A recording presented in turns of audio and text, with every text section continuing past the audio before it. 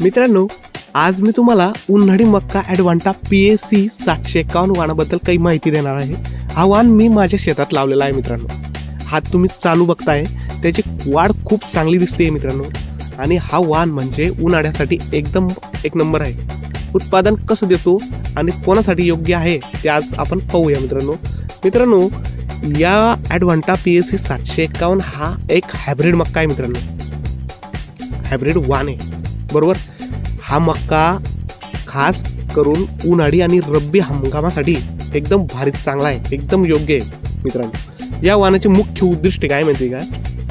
झाड एकदम मजबूत बसतं, उष्णता सहन करण्याची एकदम जास्त क्षमता चांगली आहे आणि कणसाची भर एकदम चांगली लागते मित्रांनो. तुम्ही पाहू शकता PAC 751चं झाड सरळ आणि उंच आणि मजबूत असतं.